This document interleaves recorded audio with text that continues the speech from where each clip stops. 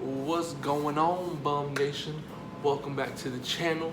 If you guys are new, you guys like what you see, hit that sub button, hit that like button. Let's get right into it. We're gonna talk about NBA playoffs again. We're gonna keep the series going. We had 2 games tonight. Man, they were really good games. We're just gonna jump right into them and just waste no time, all right?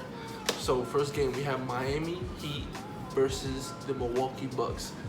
First game, second round. So let's get it. Miami won the game, 115 to 104. I was really happy about this. My man Jimmy Buckets showed up. Man had 40 points. Just went off, man. Like especially in the second half, that's when he just started to go off, and like no one could just stop him. It was crazy. Bam had 12, 17 rebounds, so that was good too. Dragic had 27. People need to stop sleeping on Dragic. People tend to forget the Phoenix Dragic and like what he used to do over there, and he used to ball too. People keep forgetting, like, oh my god, look what Dragic. Nah, man, Dragic could ball. The Dragon could ball. Hero had 11 off the bench. Now, we missed a lot of wide open shots. We missed so many open shot opportunities. We just didn't capitalize on them. We had a lot of open shots. Now, I do not think this would happen all the time, because even Duncan Robinson went like 1 for 4. So I don't think it's gonna happen the whole time. We are gonna hit shots, and once that happens, Bucks better tighten up, because this could get ugly. I do still think the Bucks could win 2 games. You know, I'm not gonna be overconfident and say, oh, it's a sweep. Nah, not right now. Like, I think they can win 2 games. I still have the Heat winning the series 4-2, but anything can happen. I mean, it's just so hard. Like, the Heat are such a defensive team, like fast break defensive team, like just half court defensive team, full court pickup. These guys are just great all around. Hero needs to play better off the bench, and so does Kendrick Nunn, to provide that scoring off the bench, which I think will happen. So, you know, Tyler kind of almost like a dagger 3 towards the 4th, so it did help. Hopefully that shows good signs that he's gonna start hitting more.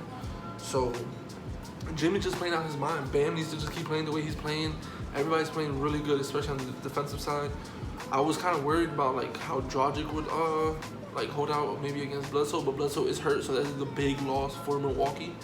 But Dragic did his thing, man. 27. Like every time I count the Dragon out, like he just comes up and shows out and just keeps playing, and he played really good today.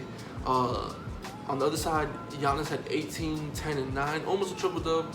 He only took like 12 shots, which is weird. We'll get into that in a minute.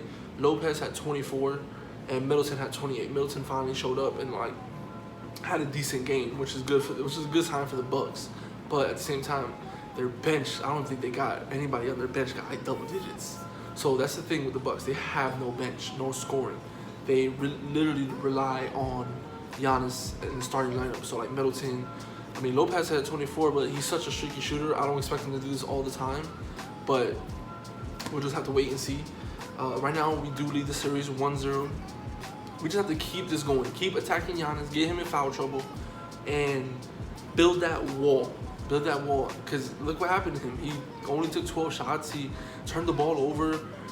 He felt under pressure, and that we have to force the rest of the Bucks to beat us instead of like Giannis and the Bucks. You get what I'm saying? Like, it has to be just the rest of the team trying to remove Giannis from that equation. Easier said than done, but it worked out tonight. At half, it was kind of like iffy, but obviously we have an amazing, I believe, Hall of Fame coach in Eric Spoelstra, who made the right adjustments, and we got it done, and we did not look back. I can't wait for game 2. Game 2 will be on Wednesday, so that's gonna be a great game. Can't wait for that. Let's get right into the next game. Thunder versus Rockets. This one was really good.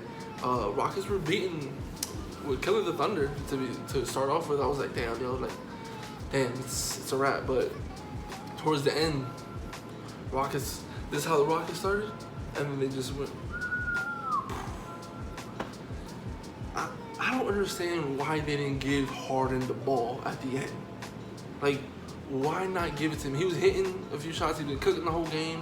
But why not put the ball in his hands? Why give the ball to Russ? Russ is a turnover machine.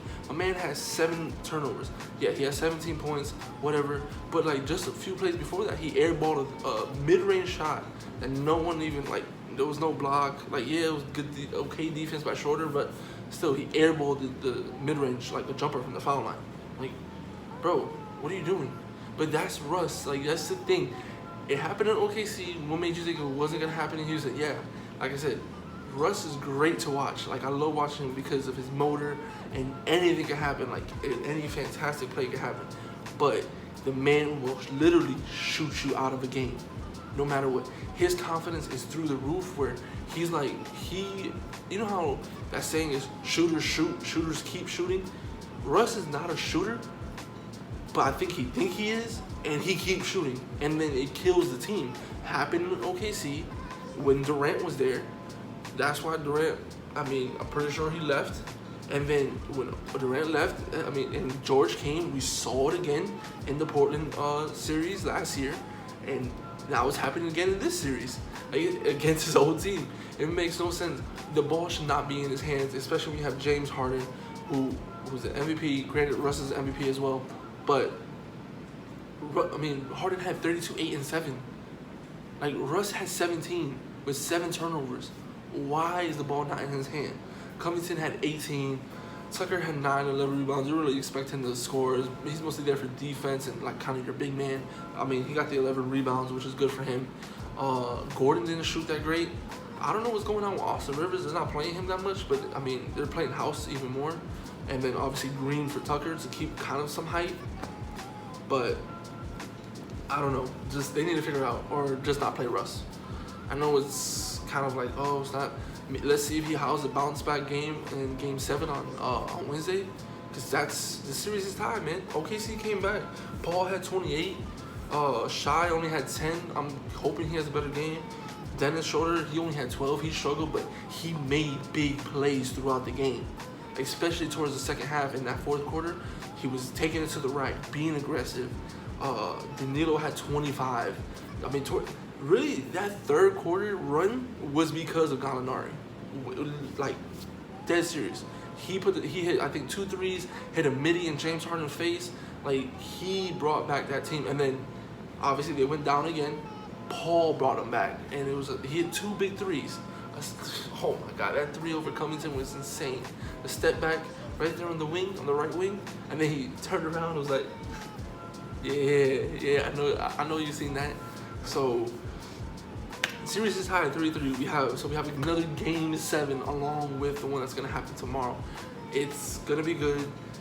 We have to see how Russ bounces back and how hopefully Shai could bounce back and Schroeder, and they all keep playing at the same level. It's gonna be a fight. I hope it's a fight. I hope it's not a blowout like the last game that happened, but I don't think it will be. OKC's here to fight, and they're not trying to go anywhere. So if OKC, obviously the winner of this now, whoever wins this next game, they face the Lakers. Same thing with tomorrow with the Nuggets versus Utah. They're gonna face the Clippers. So this is a game to move on to the next round and see who goes against one of the LA teams. So it's gonna be good. That's it for the games for tonight. Two good games, especially like the Miami Bucks. They fought out throughout the whole game. Miami just took off in the fourth. Thunder, they just took off in the fourth as well. So it all came down to like the last quarter kind of gameplay. Great competitive basketball. We have 2 games tomorrow. We have the Raptors versus the Celtics for Game 2. Hopefully the Raptors can bounce back and try to make this series even. I think they can win one. I think they can win 1 or 2. But I got Celtics winning that. Tatum and just that trio to try to beat is insane. Even though they have no bench, and these guys do. But I expect them to move on to the next round.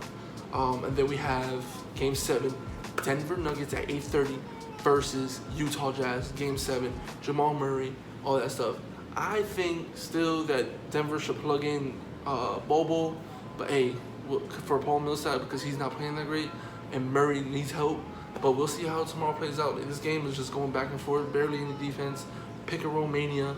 So we gotta see how this plays out. I'm excited. I hope you guys are excited too. Let me know what you guys think about these games so far, man. It's just been insane. Thank you guys. I'll catch y'all later. Bum Nation out.